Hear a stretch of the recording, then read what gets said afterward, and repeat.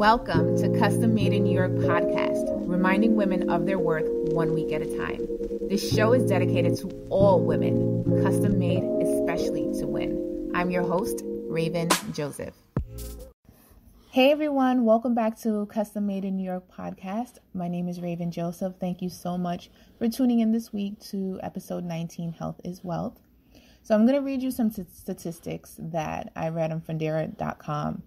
And although I'm reading the statistics for Latino women and African American women separately, I think Caribbean women, Latino women, African American women, African women are all women of color. So I'm just reading it separately because that's how the statistics were shared.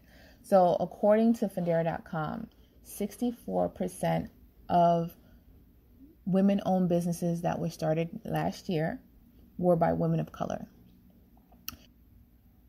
Latin-owned businesses by women grew more than 87% between 2007 and 2012. That is so dope. We are so awesome.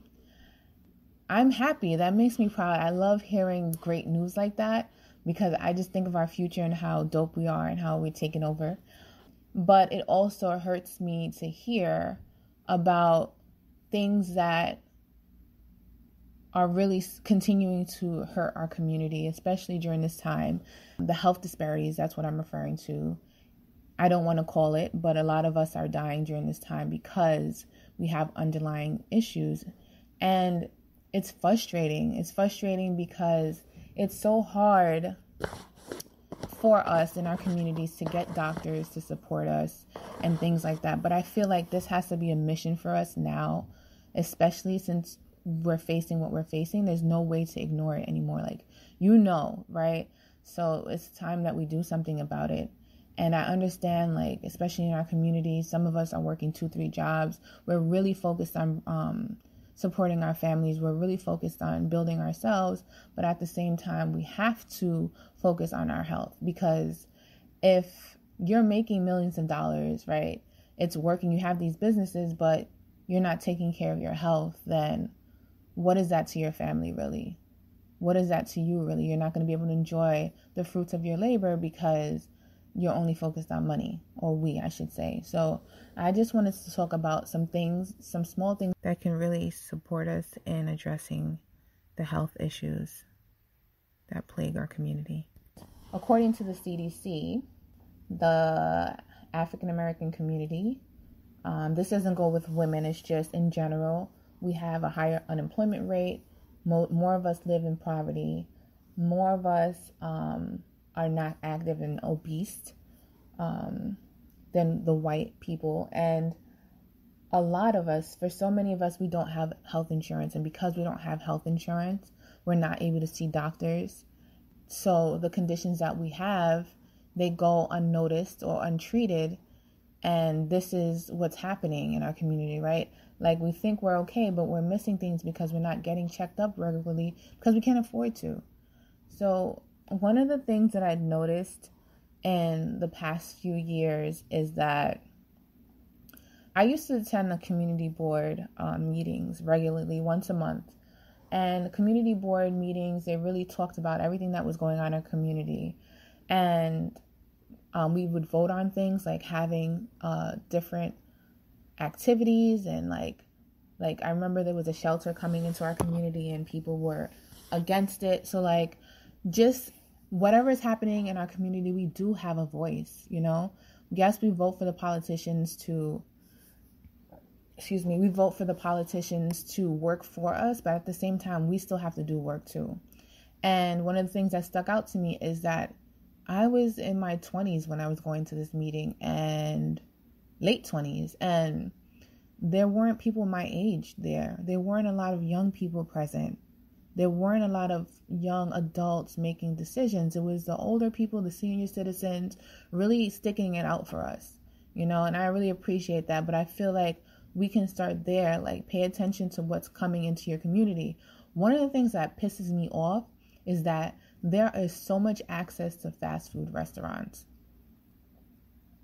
I remember when I was so excited to see some construction happening in one of the, the shopping center areas. in my community. And then it was another Popeyes. Like, we have Popeyes a mile away.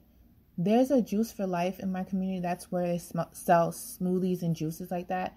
I juice when I have the time. Now that I'm home, I'm able to juice. If I wanted to, like on the days when I had to go to work, I would go there first to pick up my juice, but I would have to drive almost 2 miles to get there. Imagine if I didn't have a car. I wouldn't have access to that juice bar because I would either have to take the bus or the train, which is out of my way. There's not even a train over there. And it would probably make me late to work, right? So it's so hard that to be healthy when there's all this fast food surrounded around us. Even before I started driving, I was trying to cook more and not eat so much fast food.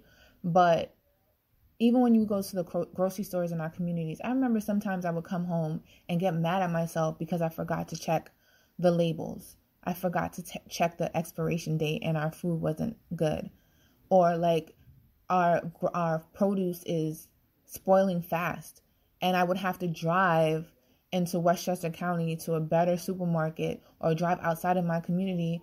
People don't have access like I do with driving in my community. Not everyone drives. So I shouldn't have to drive so far, 30 minutes, just to go to a supermarket that has fresh produce that lasts longer in my refrigerator. It shouldn't be like that. Everyone should have access to healthy food options. So a tip that I want to say is that when it comes to fast food, limiting it. I know processed food is not good for us. I actually knew this a long time ago, and I know that processed food is not good for us. Fresh food is better. And I was talking to one of my best friends, Desiana, the other day, and I don't know how we got on the conversation of food, but she reminded me that of the canned foods not being good and that we don't know how long they've been sitting.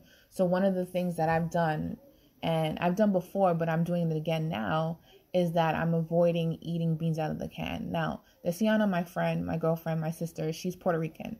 I grew up with her, for her culture, they eat a lot of rice and beans. But now she's saying rather than using the beans from the can, she uses fresh beans. And so I used to do that at one point, but I stopped because to soak the beans, like when I want to eat, when I used to come home, at one point I was working 2 jobs. So when I came home, I didn't have time to soak anything. Like even I would go to the supermarket like every other night so I could cook. Like I wasn't defrosting any meat. Like I didn't have time for that. There were some nights that I did, but sometimes I was just so hungry. I just needed to pick something up real quick so I can cook. So one of the things that we can do now is slowly like shift little things that we do. And one of them is not using cans, but using more fresh foods and produce. No salt and sugar.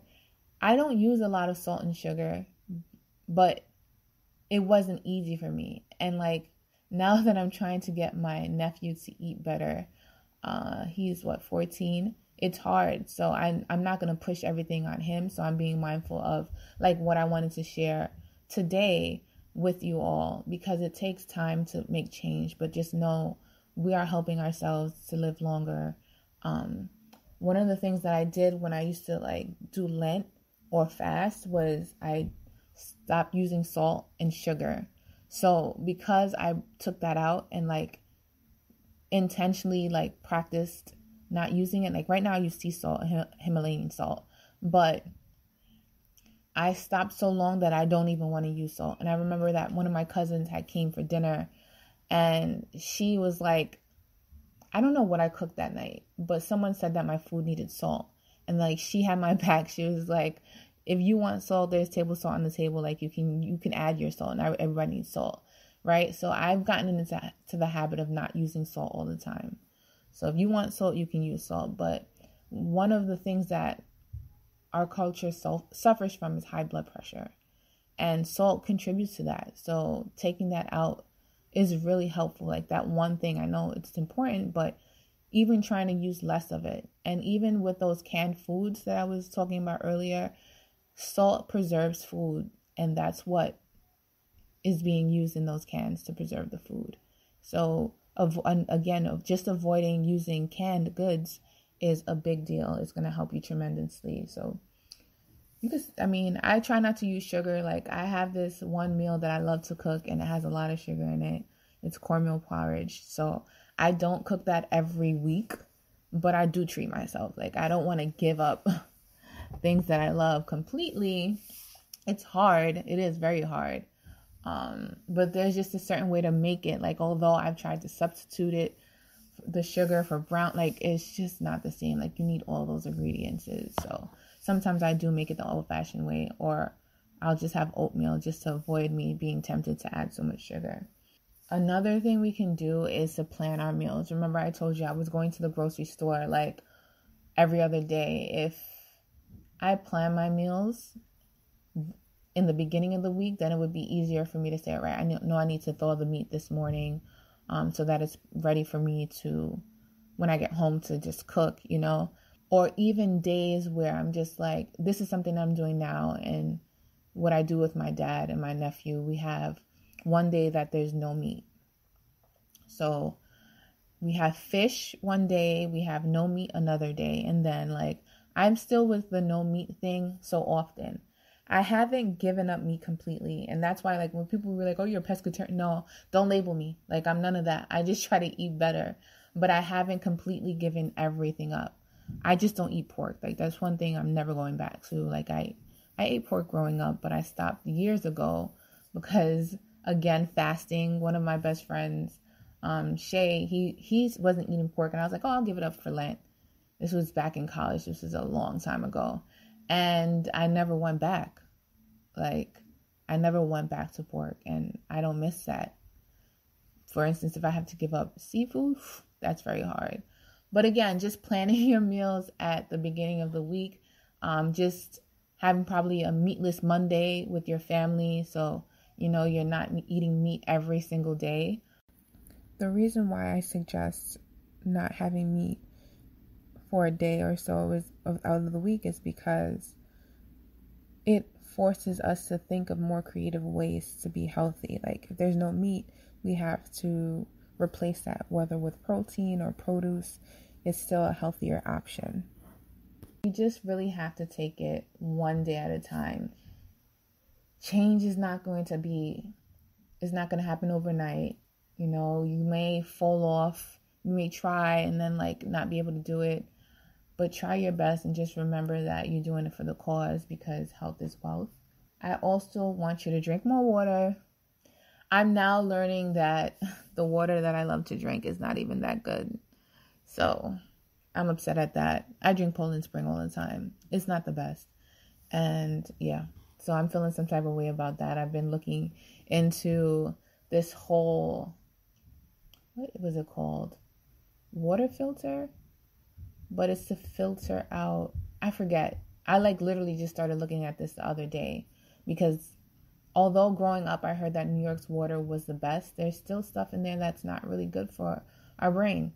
And I don't want to scare you because I don't know all the information. I've been doing research because that's how bad I want us to win. And so maybe I'll have somebody on the show to explain it better. But another thing that I did personally, I started my own home garden, and it's been really exciting. I actually was awarded a grant back in 2017 to have a community garden. And till this day, it hasn't happened because the Parks Department reneged on giving us the space for it. So it's like a fighting battle, but I have more than enough time now. But I started one here.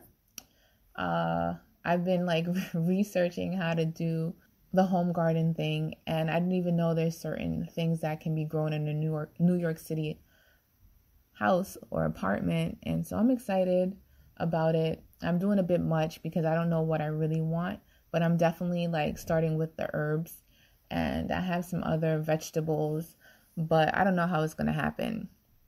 I'll tell y'all, I'll probably post it. For those of you who follow me, my Instagram page, Custom Made in New York, I'm sure that you see that I've been posting a lot of food lately. Yeah. All I do is eat, work. You know what I'm saying? Now I just started going for a walk, which is very important as well. Like, we need to get at least 3 hours of walking a week, people. Like, that has to be somehow, physical activity has to be in there, because especially that we don't have PE. When we were like in high school, when we had PE, we don't have it anymore. So as adults, we forget that we still need to be active, and that's what contributes to our obesity rates.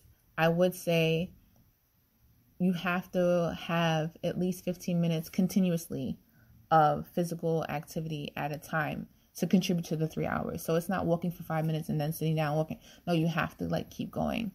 I'm trying to get my dad into the habit of taking walks, especially now. He likes to stay inside now to be safe, but we do need the fresh air, and we do need to walk and be active, because physical activity and eating, all of these things are important to our health. So again, try these tips that I shared with you today. Try to limit your fast food and your processed food. Drink more water. Have one day without meat, and then try, when you're used to that, try 2. That means fill your plates with more produce and greens, dark greens. Avoid salt and sugar. Walk for at least 3 hours a week. And plan your meals. Plan those meals ahead of time so that it's easier for you to commit to this. I'm rooting for you always. I'm rooting for us. This is why I'm here.